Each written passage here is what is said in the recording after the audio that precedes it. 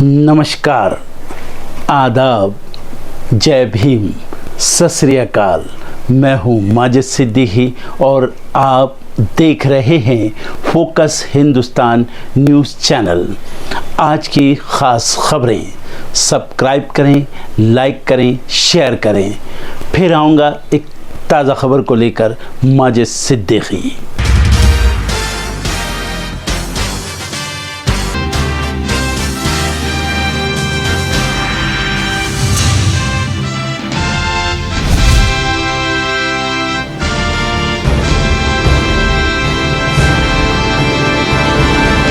अपने बर्थडे के दिन ही सीएम बनेंगे भजनलाल शर्मा, पीएम मोदी भी होंगे शामिल। नीतीश कुमार की वाराणसी रैली रद्द, जदयू का दावा, योगी सरकार के दबाव में कॉलेज प्रशासन ने नहीं दी इजाजत। लोकसभा चुनाव को लेकर कांग्रेस ने कसी कमर, आज से यूपी में परिवर्तन यात्रा निकालेगी कांग्रेस, गठबंधन का फैसला हाईकमान पर। आज से महायोगी गोरखनाथ यूनिवर्सिटी राष्ट्रीय संगोष्ठी का आयोजन, सीएम योगी करेंगे अध्यक्षता। लोकसभा चुनाव की तैयारियों में जुटे सीएम नीतीश कुमार, घर घर तक पानी की योजना के कार्यक्रम का करेंगे उद्घाटन। आज हिमाचल प्रदेश के दौरे पर रहेंगे बीजेपी अध्यक्ष जेपी नड्डा, सुंदरनगर में पार्टी के कार्यालय का करेंगे उद्घाटन। आज से झारखंड विधानसभा का शीतकालीन सत्र शुरू, विपक्ष की पार्टियां एक्टिव मोड में। महिला जज की वायरल चिट्ठी पर एक्शन में supreme court, Allahabad high court से मांगी रिपोर्ट। सरेंडर से पहले मास्टरमाइंड ललित झा ने जला दिए थे साथियों के फोन, पुलिस को बड़ी साजिश की आशंका। पहाड़ों पर पड़ने लगी कड़ाके की ठंड, नीति घाटी में जम गया झरना। बलूचिस्तान में तेज हुआ विरोध प्रदर्शन, न्यायिक हत्याओं और जबरन गायब को लेकर सड़कों पर उतरे लोग। रुक सकता है इजराइल हमास युद्ध, अमेरिका और फिलिस्तीन के राष्ट्रपति महमूद अब्बास चर्चा से निकालेंगे समाधान। अभी भी कोरोना की मार झेल रहे चीनी, लाखों लोग हुए ब्लैकलिस्ट। बीजिंग में बिछी बर्फ की सफेद चादर, ट्रेन के डिब्बे पलटने से 3 लोग घायल। गजा पर दोहरी मार, डायरिया, हेपेटाइटिस समेत कई बीमारियों से जूझ रहे गजावासी। लाइफ इंश्योरेंस पॉलिसी सरेंडर करने पर नहीं होगा ज्यादा नुकसान, IRDA ने रखा प्रस्ताव। भारत में सिर्फ 5% आबादी के पास है इंश्योरेंस, रिपोर्ट में हैरान कर देने वाले खुलासे। 5 साल में 2 लाख भारतीयों ने की अमेरिका में घुसने की कोशिश, पिछले साल का आंकड़ा सबसे ज्यादा। 5 कोऑपरेटिव बैंकों पर चला RBI का डंडा, लगाया लाखों का जुर्माना। रेल यात्रियों को होगी मुसीबत, आज करीब 89 ट्रेनें होंगी रद्द, कई गाड़ियों का बदला गया रूट। महाराष्ट्र में पुरानी पेंशन लागू करने की मांग को लेकर सरकारी कर्मचारियों ने प्रदर्शन जोर कर दिया है। एक तरफ नागपुर में विधानसभा का शीतकालीन सत्र चल रहा है, जिसका आज 6ठा दिन था, तो दूसरी ओर पुरानी पेंशन योजना की मांग को लेकर राज्य के सरकारी कर्मचारियों ने आज से हड़ताल का आह्वान कर दिया है। इसलिए राज्य के 17 लाख सरकारी कर्मचारी हड़ताल पर चले गए हैं।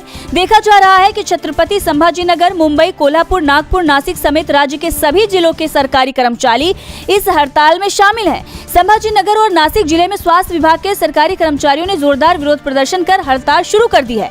अर्ध सरकारी शिक्षक और गैर शिक्षक समन्वय समिति महाराष्ट्र राज्य ने राज्यव्यापी हड़ताल का आह्वान किया है। चूंकि इसमें स्वास्थ्य विभाग से जुड़े सरकारी कर्मचारी भी हिस्सा ले रहे हैं, इसीलिए आशंका ये है कि राज्य में स्वास्थ्य सेवाएं भी बाधित होंगी। सरकार से बातचीत के बाद भी कोई हल नहीं निकलने पर सभी सरकारी कर्मचारी पुरानी पेंशन स्कीम को लेकर आज से फिर हड़ताल पर चले जाएंगे। इसीलिए इसका असर सरकारी सेवाओं, विशेषकर अस्पताल के सेवाओं पर दिखाई दे रही है।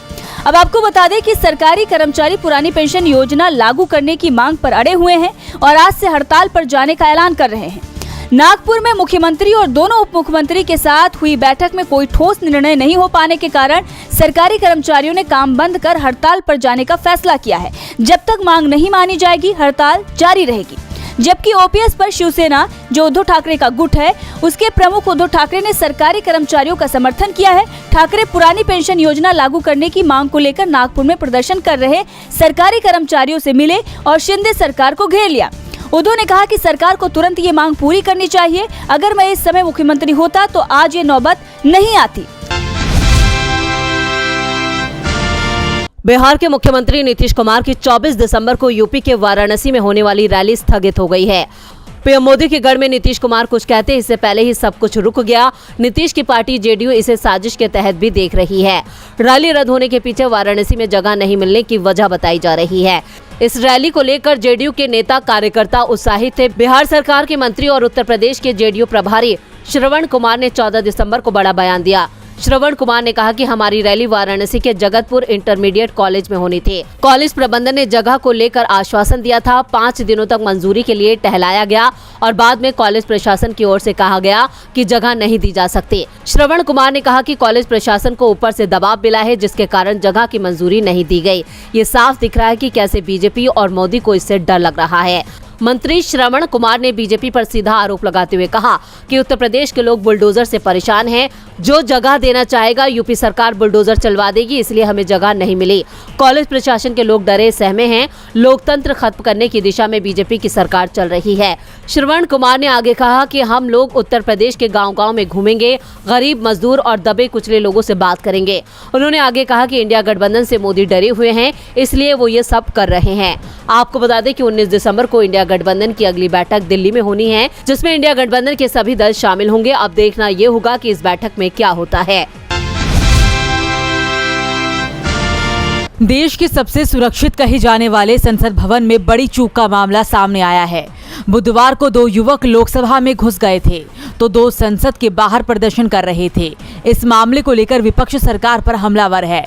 विपक्षी सांसद गृह मंत्री के बयान और आरोपियों के पास जारी करने वाले बीजेपी सांसद के खिलाफ एक्शन की मांग कर रही हैं। इसे लेकर दोनों सदनों में विपक्ष ने सरकार को घेर लिया। राज्यसभा में टीएमसी सांसद डेरेक ओब्रायन सभापति के आसन के करीब पहुंच गए, जिस कारण से उन्हें निलंबित कर दिया गया। तो लोकसभा में सरकार की घेराबंदी में जुटे 14 सांसदों को निलंबित किया गया, जिसमें से कांग्रेस के 9, वाम दलों के 3 और 2 सांसद डीएमके के हैं। सरकार दावा कर रही है कि इस चूक की पूरी जांच कराई जाएगी। सुरक्षा में चूक के चलते संसद सचिवालय ने गुरुवार को 8 सुरक्षा कर्मियों को सस्पेंड भी कर दिया। लोकसभा सचिवालय के अनुरोध पर गृह मंत्रालय ने इस घटना की जांच का आदेश दिया। सीआरपीएफ के महानिदेशक अनीश दयाल सिंह के नेतृत्व में एक जांच कमेटी बनाई गई। इसमें कई सुरक्षा एजेंसियों और एक्सपर्ट भी शामिल हैं। तो दूसरी तरफ संसद को निशाना बनाने वाले 4 आरोपियों को पटियाला हाउस कोर्ट में पेश किया गया। कोर्ट ने सभी आरोपियों से पूछताछ के बाद पुलिस की हिरासत में भेज दिया है।